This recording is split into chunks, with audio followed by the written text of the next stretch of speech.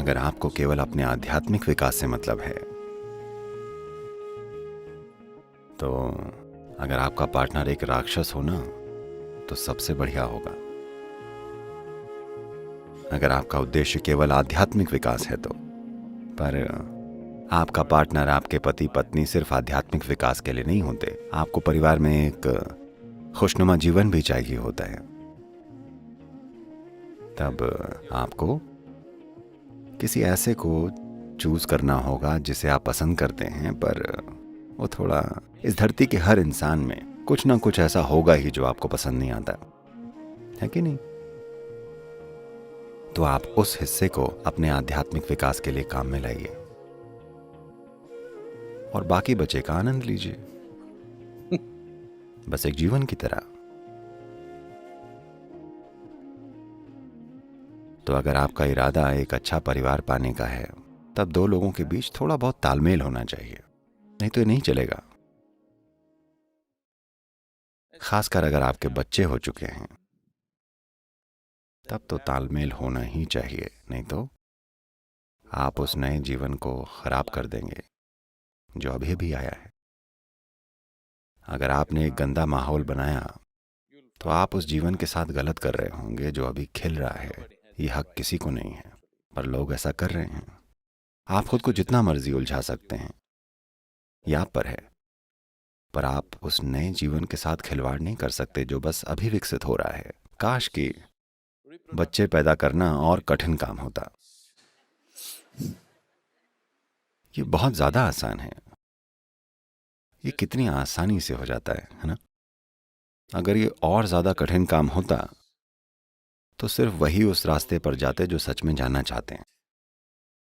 अभी ये इतनी आसान चीज है, मजबूरी में हो जाने वाली चीज है, बस यूं ही ये हो जाता है। तो अगर आप बढ़िया जीवन जीना चाहते हैं, घर परिवार वाली जिंदगी, तब आपको तालमेल बनाना पड़ेगा। और इस तालमेल के लिए कम से कम कुछ चीजों में आपसी समानता होनी चाहिए। पर अगर आपको आध्यात्मिक जीवन चाहिए, तो इससे फर्क नहीं पड़ता कि दूसरा इंसान कैसा है। आप हर चीज को अपने विकास के लिए काम में ला सकते हैं, हर चीज को अपनी उन्नति के लिए, अगर आपका फोकस केवल इसी पर है तो। पर आमतौर पर आपका फोकस दोनों तरफ होता है। आपको थोड़ा वो भी चाहिए और थोड़ा सा ये भी। ये मिला जुला खेल है, इसलिए ये थोड़ा सा मुश्किल हो जाता है। देखिए, अगर आपको बस एक बॉल को उछाल कर कैच करना हो, ये उछाली और कैच कर लिए, ये आसान है। अगर आपको 2 करनी है, ये थोड़ा मुश्किल होगा। आपको 3 करनी हो, और मेहनत लगेगी। आपको 5 करनी है, मुश्किल है ना? तो आप अपने जीवन में कितनी बाजीगरी करना चाहते हैं, ये चुनाव हर व्यक्ति को करना होता है। अगर आप आसानी से एक साथ 12 गेंदें उछाल कर करतब कर सकते हैं, तो कमाल है। पर ज्यादातर लोग पागल हो जाएंगे अगर वो 2 या 3 से ज्यादा के साथ ऐसा करने की कोशिश करें। तो ऐसे लोगों के लिए अच्छा होगा कि वो इसी रेंज में रहें, या बस एक ही बॉल के साथ खेलें, केवल आध्यात्मिक बॉल से। ये आसान होगा, है ना? केवल आध्यात्मिक बॉल से उनके लिए बड़ा आसान होगा। सोते सोते भी वो एक बॉल के साथ खेल सकते हैं। 2 के साथ ये थोड़ा जटिल हो जाता है। जैसे जैसे नंबर बढ़ेगा, ये और भी जटिल होता जाएगा। अब आप आध्यात्मिक होना चाहते हैं, आपको एक बढ़िया पारिवारिक जीवन चाहिए, आपको एक अच्छा पति बनना है, अच्छी पत्नी, अच्छा पिता, अच्छा पड़ोसी, सामाजिक रूप से सक्रिय होना है। आप महत्वाकांक्षी हैं, आप दुनिया जीतना चाहते हैं, आप बिजनेस करना चाहते हैं, आप कई सारी चीजें करना चाहते हैं।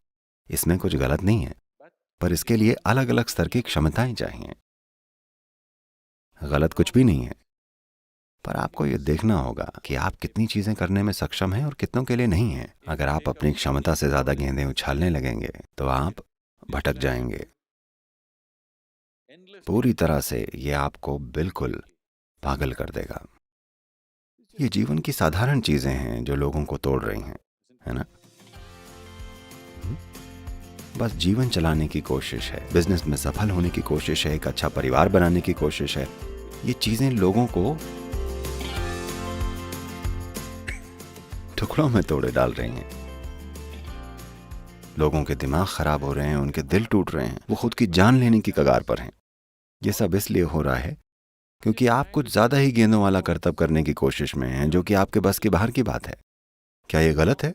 नहीं, इसमें कुछ गलत नहीं है। ये बस ऐसा है कि जब आप अपनी क्षमताओं से कुछ ज्यादा करने की कोशिश करते हैं तो आप बावले हो जाते हैं, क्योंकि आपने 5 गेंदों में निवेश कर रखा है और अगर इनमें से एक भी गिर गई तो आप पागल हो जाएंगे। आपका बिजनेस सफल है पर आपके बच्चे अच्छा नहीं कर रहे हैं, क्या आप ठीक रहेंगे? नहीं। आपके बच्चे बढ़िया हैं, पत्नी बढ़िया है, पर बिजनेस डूबा जा रहा है, आप ठीक रहेंगे? नहीं। या फिर ऐसा हो कि सब कुछ तो ठीक है पर आपकी सेहत ठीक नहीं है, ठीक रहेंगे आप? नहीं। तो ये ऐसा ही है, अगर एक बॉल भी नीचे गिर गई तो ये आपका दिमाग खराब कर देगी, है ना? बाकी सब बढ़िया है, बस एक गिर जाए वही समस्या बन जाएगी, है ना? तो तालमेल बनाने के लिए कोशिश लगती है, समझौते करने पड़ते हैं, प्यार चाहिए, सहनशीलता सहनशीलता चाहिए होती है ना? कोई लगातार एक ढंग का है, You want to build rapport with that person, but you don't want to go his way.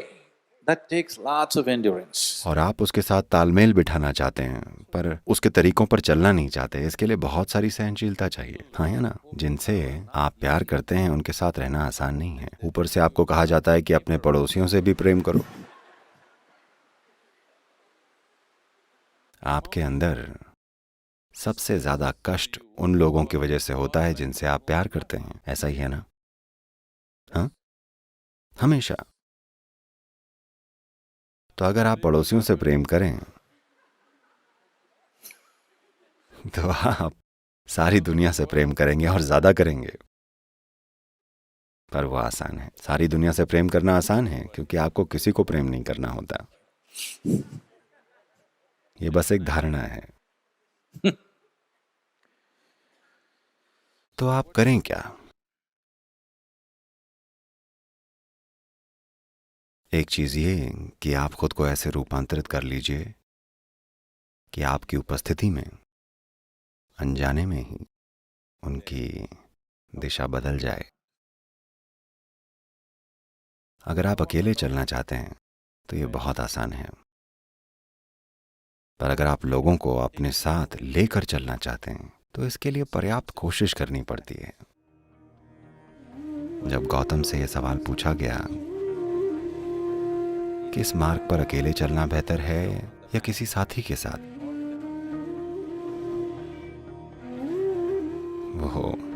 वो मेरी तरह नहीं है, वो सूखा जवाब देते हैं। उन्होंने कहा, अकेले चलना बेहतर है बजाय किसी मूर्ख के साथ चलने के। वो ये नहीं कह रहे हैं कि किसी के साथ मत चलो, वो ये नहीं कह रहे हैं कि साथी मत बनाइए, पर वो कह रहे हैं कि अकेले चलना बेहतर है बजाय किसी मूर्ख के साथ चलने के, क्योंकि वो आपको निचोड़ सकते हैं। वो आपकी इतनी सारी ऊर्जा और समय ले सकते हैं, और आपको क्या पता, वो आपसे ज्यादा ताकतवर हो सकते हैं और वो आपको अपने रास्ते खींच कर ले जा सकते हैं बजाय इसके कि आप उन्हें अपने रास्ते ला पाएं। बहुत संभव है। हाँ, तो मैं वो नहीं कहूंगा जो गौतम ने कहा है। मैं बस इतना कह रहा हूं It doesn't matter how you walk, as far as your spiritual process is concerned, anyway you're alone. कि इससे फर्क नहीं पड़ता कि आप कैसे चलते हैं। जहां तक आपकी आध्यात्मिक प्रक्रिया का सवाल है, आप वैसे भी अकेले ही हैं, कोई आपके साथ नहीं है। केवल ये शारीरिक चीजें, बस जो जीवन की भौतिक चीजें हैं, उन्हें आप लोगों से बांट सकते हैं। आप अकेले आते हैं और अकेले जाते हैं, है ना? अगर आपका जुड़वा भाई या बहन भी हो तब भी आप अकेले ही आते हैं और अकेले ही जाते हैं, है कि नहीं? तो जब बात आत्म की हो तो आपको वैसे भी अकेले ही चलना है, तो इन चीजों को मिक्स मत कीजिए। इसलिए अपने उस हिस्से को आप अच्छे से संभालिए और भौतिक वाले हिस्से को अपनी क्षमता अनुसार जितना आपसे हो सके आप कीजिए। अगर वो आपके साथ आए तो बहुत बढ़िया होगा, अगर वो नहीं आते तो उनसे द्वेष मत रखिए। बस इतना है कि आपको उनके रास्ते नहीं जाना है। शायद किसी दिन जब डॉक्टर उन्हें बताएगा कि उनका लिवर गड़बड़ है, तब वो शायद दिव्यता को खोजें। हाँ, आपने देखा है, लोग होते हैं जो सुबह टहलने जाते हैं। हर कोई नहीं, ये कुछ खास तरह के लोग होते हैं। सभी लगभग 50-55 की उम्र के ऊपर वाले होते हैं। वो दुबले हो चुके हैं और वो तेज तेज चलते हैं। हर रोज बिल्कुल नियम बनाकर वो जाते हैं। ये आम तौर पर वो लोग हैं जिनको दिल से जुड़ी प्रॉब्लम्स हुई हैं। वो लगभग मर ही गए थे, तभी उनके डॉक्टर ने उनको बताया, या तो ये कीजिए नहीं तो आप गए। अब उनका चलना वैसे है जैसे कोई धर्म निभाता है। खाली संडे की सुबह नहीं, हर सुबह। आपने ऐसे लोग देखे हैं? अचानक वो बदल जाते हैं। वो ठीक से खाते हैं, हर चीज ठीक से करते हैं, क्योंकि जीवन और मौत का डर बैठ गया है। तो अलग अलग तरह के लोगों को अलग अलग तरह का प्रोत्साहन चाहिए। अगर आप समझदार हैं तो आप बस देखकर समझ जाएंगे। अगर आप समझदार नहीं हैं तो आप मार खाकर सीखेंगे। जिंदगी आपको मारेगी। तो आप ये पक्का कीजिए कि अपने जीवन के आध्यात्मिक हिस्से को आप 100% ठीक से संभालें। आपके जीवन का भौतिक हिस्सा कभी भी 100% ठीक नहीं होता। ये कभी हो ही नहीं सकता। ऐसा ही है ना? ऐसी कोई फैमिली होती है क्या जो परफेक्ट फैमिली है? ऐसा कोई रिश्ता होता है क्या जो परफेक्ट रिश्ता हो? ऐसा कोई बिजनेस होता है क्या जो परफेक्ट बिजनेस हो? ऐसा कोई करियर होता है क्या जो परफेक्ट करियर हो? ऐसी कोई चीज नहीं होती। मत खोजिए उसे। आपका जीवन व्यर्थ हो जाएगा और बस काल्पनिक रहेगा अगर आप ऐसी चीजें खोजेंगे। ये बस उसी हद तक हो पाते हैं जितनी संभालने की आप में क्षमता होती है। बस ये ठीक है। अगर वो बर्बाद